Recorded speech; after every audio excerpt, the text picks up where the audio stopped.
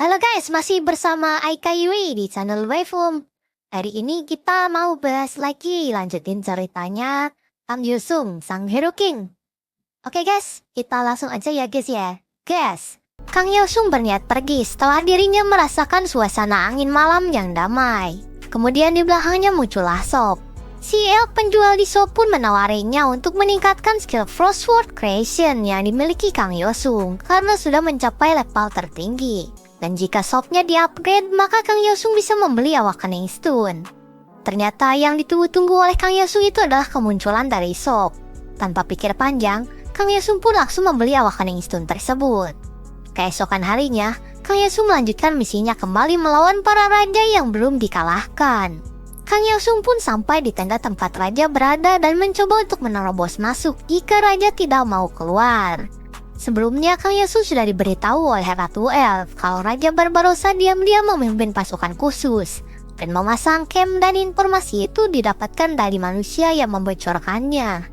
Sejak awal, ketiga raja yang hendak dilawan Kang Yosung itu tidak memiliki hubungan yang baik. Jadi tidak aneh jika di balik perang suci yang terjadi mereka masih bermusuhan. Raja Barbarossa adalah raja terkuat dari ketiga raja yang ada. Kang Yosung pun masuk ke tenda tempat raja berada. Ternyata raja tersebut sudah mati diracun oleh seseorang.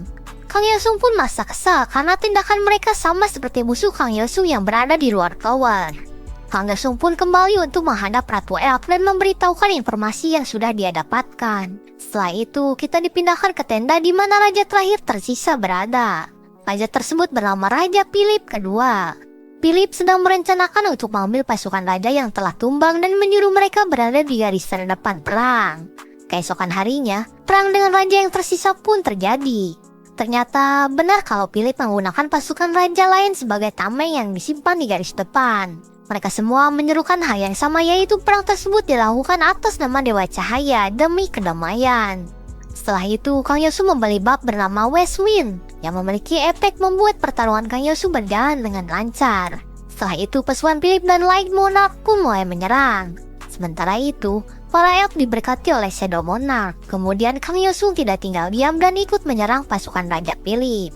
Kang Yosung mendapat banyak bantuan dari Shadow Monarch.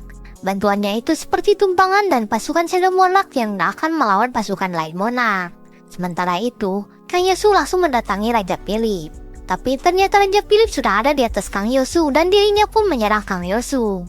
Serangan tersebut pun berhasil mengenai Shadow yang ditumpangi oleh Kang Yosung. Setelah melihat Raja Philip, Kang Yosung mengira kalau dirinya itu player karena menggunakan perlengkapan yang sama dengan dirinya. Tapi setelah mendengar Philip memanggil Kang Yosung dengan sebutan visitor, membuat Kang Yosung yakin kalau Philip bukanlah seorang player. Pertarungan Kang Yosung dan Philip pun terjadi cukup sengit. Dan Kang Yosung diberi bab sayap setelah dirinya mengeluh orang biasa seperti Philip bisa memiliki sayap. Setelah itu, pertarungan mereka pun terus berlanjut dengan Kang Yosung yang terus-terusan diserang. Ketika Kang Yosung melakukan serangannya itu tidak ada yang berhasil sampai Kang Yosung pun terkena serangan balik. Tapi Kang Yosung juga bisa menghindari serangan balik tersebut dengan Clone S dan berhasil menyerang Philip balik dengan menusukkan pedangnya tepat di dada Philip. Bukannya langsung kalah, Philip malah diberikan bab lagi oleh Paksi Light Monarch yang membuat Philip selamat dari kekalahan dan menjadi lebih kuat dari sebelumnya, sampai membuat Kang Yosung sedikit kesulitan. Tapi dengan kekuatan Kang Yosung yang masih jauh di atas semua orang, Philip tetap tidak bisa menang dan kalah begitu saja oleh Kang Yosung. Oleh karena itu, perang suci pun selesai dan dimenangkan oleh Kang Yosung. Setelah itu, Kang Yosung pun keluar dari tower. Di luar tower, Kang Yosung sudah ditunggu-tunggu oleh banyak wartawan. Wartawan melancarkan cukup banyak pertanyaan yang membuat Kang Yosung terpancing dan bertanya kepada semua orang apakah mereka suka perang. Kemudian Kang Yosung pun menjelaskan lebih detail. Perang yang dimaksudkan itu adalah dituangkan besi cair ketika memanjat tembok kastil, tertembak panah, dan tertebas sampai isi perut keluar semua. Mendengar hal tersebut, membuat para wartawan menjadi ngeri. Kemudian Kang Yosung melanjutkan kembali perkataannya dan berkata kalau saat ini kan sudah abad ke-21. Berarti hal yang akan terjadi itu mulai dari dijatuhi misil, peluru menembus badan, dan bom dari sebuah jet. Setelah itu, Kang Yosung bertanya kembali kepada para wartawan apakah mereka suka perang semacam itu. Wartawan pun menjawab kalau mereka tidak suka hal seperti itu. Lagi pula, siapa orang yang suka hal-hal seperti yang Kang Yosung sebutkan? Kang Yosung sependapat dengan para wartawan. Lalu Kang Yosung bertanya lagi kepada para wartawan apakah mereka menyukai pahlawan. Para wartawan pun menjawab kalau tentu saja mereka menyukainya. Kang Yesung pun bertanya kembali, menurut kalian, kenapa orang bisa dilabeli sebagai pahlawan? Kang Yesung pun menjawab pertanyaannya sendiri dan berkata, dengan membunuh musuh dengan baik di peranglah orang bisa dilabeli pahlawan. Jangan ada pahlawan tanpa adanya perang, tapi kenapa semua orang membenci perang? Kemudian dilanjutkan lagi dengan Kang Yesung berkata kalau sekarang saja negara tetangga sedang mengirimkan pembunuh bayaran kepadanya, dan itu bisa disebut sebagai perang.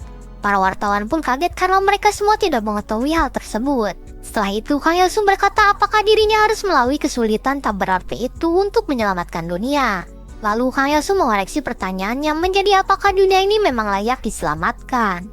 Semua orang yang mendengar dan menonton Kang Yesung bertanya demikian pun terdiam. Lalu ada seseorang yang menjawab kalau dunia ini layak untuk diselamatkan karena kita tidak boleh membiarkan orang-orang tak bersalah dikorbankan. Dan para player tidak boleh begitu saja meninggalkan tanggung jawabnya. Apalagi Kang Yesung itu adalah Heroki.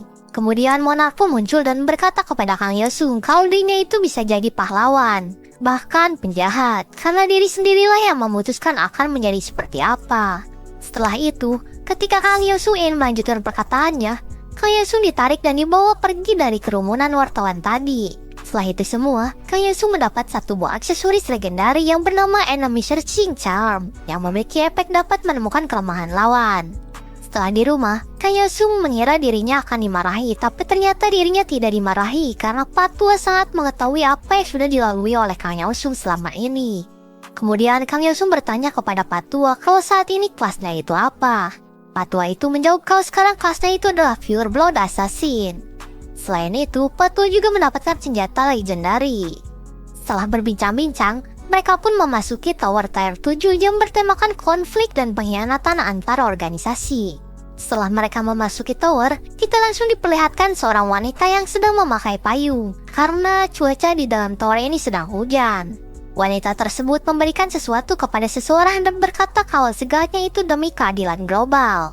Kemudian wanita tersebut pun melihat kompas yang sudah mati sambil berteduh di depan gedung. Setelah itu, Kang Yesung dan Patua di respawn tepat di depan wanita tadi. Lalu mereka berdua didatangi wanita tersebut dan diminta untuk mengikutinya untuk menemui bosnya. Wanita tersebut bernama Rebecca, dan kota di dalam tower yang mereka masuki itu bernama Black York. Kota tersebut diperintah oleh 5 keluarga besar dunia bawah yang bernama Falcon, Gambino, Sanchez, Cafone, dan Colio. 4 hari lagi akan ada konferensi yang terjadi antara mereka. Namun bos keluarga Cafone terbunuh beberapa waktu lalu. Bos ini adalah orang yang mengadopsi Rebecca. Rebecca itu awalnya seorang yatim piatu yang berkeliaran di ganggang. Kemudian dirinya diangkat oleh bos sebagai putrinya yang membuat hidupnya berubah. Mereka pun sampai di kantor bos yang baru, dan ternyata bos yang barunya itu adalah anak dari bos sebelumnya yang terbunuh. Bos muda ini bernama Vito Capone. Tanpa basa-basi, keluarga Capone meminta bantuan untuk kebangkitan keluarganya dengan cara meraup keuntungan di konferensi yang akan diadakan 4 hari lagi. Kang Yesung dan Patua diminta untuk menemukan pelaku penyerangan ayah Vito, lalu menyingkirkan mereka. Kang Yesung pun bertanya tentang petunjuknya, dan Rebecca pun memberitahukan dugaan tersangka utamanya yaitu salah satu dari bos keluarga lain. Kalau tidak, mereka semua bersekongkol. Dari keempat keluarga yang ada, menurut Rebecca yang paling mencurigakan itu adalah Gambino, karena memiliki posisi yang lemah di organisasi. Kang Yesung pun menyarankan untuk membunuh mereka semua, tapi Vito terlihat tidak setuju dengan hal tersebut. Tapi Vito menyerahkan segala keputusannya kepada Rebecca yang sudah 20 tahun kerja dengan ayahnya. Sehingga mau tidak mau, Vito harus setuju dengan keputusan yang Rebecca ambil dengan mencoba menyingkirkan semua bos dari setiap keluarga. Setelah itu, Kang Yesung dan Patua pun pergi dan langsung menyingkirkan orang-orang di keluarga Colio terlebih dahulu. Kang Yesung dan Patua pun bisa menyingkirkan mereka semua dengan sangat mudah sampai bos Colio pun datang dan dihabisi langsung oleh Patua itu. Kemudian Patua merasa ada sesuatu yang besar lewat. Di sisi lain, Kang Yesung merasakan hal yang tidak menyenangkan karena sekawanan gagak tiba-tiba muncul. Setelah menyingkirkan Colio, keluarga selanjutnya yang menjadi target adalah Gambino. Kang Yesung dan Patua berhasil menyingkirkan keluarga Gambino juga dengan sangat mudah. Setelah itu, mereka singgah terlebih dahulu di sebuah restoran. Kang Yesung bertanya kepada Patua apa yang bos Gambino bilang.